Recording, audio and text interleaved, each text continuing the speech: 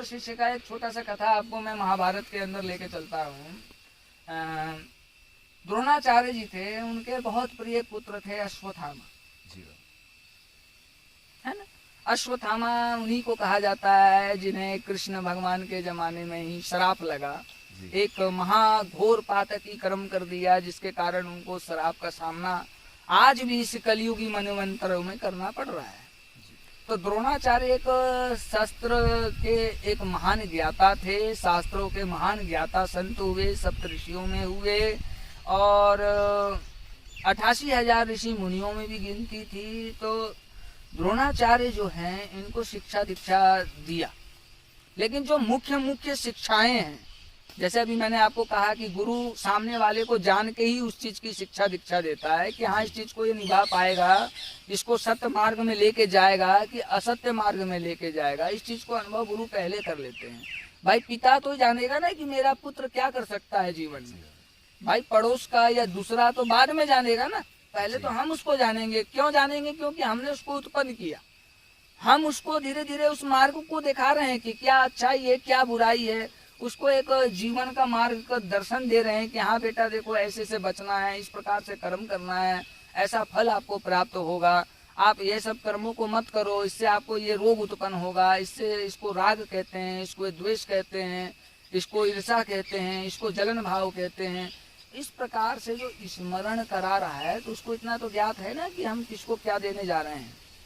गुरु के कर्मानुसार जो बताया गया मार्ग है, गुरु के शब्द पे चलना चाहिए, ना कि गुरु के करनी में। और गुरु से मतलब जो है वो मंत्र से है, गुरु के मंत्र में ही हमको ध्यान केंद्रित रखना चाहिए और पंच तत्व शरीर रूपी गुरु के सेवा में तत्पर रहना चाहिए, हमेशा अग्र रहना चाहिए, सत्य है तो और असत्य है तो कहने का अर्थ है गुरु जो शिक्षा देता है वो पात्र को देता है, ना कि कुपात्र को। वो जानते थे कि मेरा बेटा जो है कुपात्र है, अश्वत्थामा कुपात्र कहा जाए तो ये क्रोधी है, ये इसका कभी भी दुरुपयोग कर सकता है अपने निजी पर्सनल जीवन के लिए। तो उन्होंने उनको कोई ज्ञान उतना विशेष नहीं दिया, बाकी जितना भी ज्ञान था वो सब अर्जुन को ही दिया।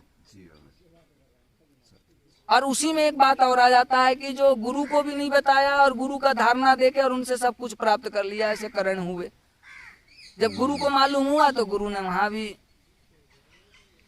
श्राप दिया, शक्ति हरण का श्राप दे दिया कि बोले हम जो शिक्षा देते हैं वो सिर्फ ब्राह्मण कुल को देते हैं और तुम इस प्रकार से आके और हमसे शिक्षा दुक्का चोरी से लिए जाओ, ये शक्ति तुम्हारा काम तो करेगा, लेकिन जब इसकी अति आवश्यकता पड़ेगी उस समय ये काम नहीं करेगा।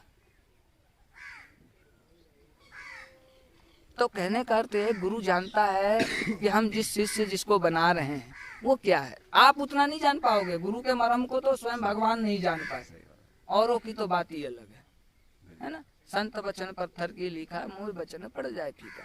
लेकिन संत कौन? जो अपनी मर्यादाओं का पालन कर रहा है, अपने गुरु का अनुसरण कर रहा है और सही मार्ग और सही दिशाओं का दर्शन करा रहा है, वही संत। संत को निर्मल मन हो अति भाव, छल कपट छल छिद्र न भावा, जिसके अंदर में राग देश मैं मेरा ना हो, है ना, वो गुरु कहलाने योग्य है।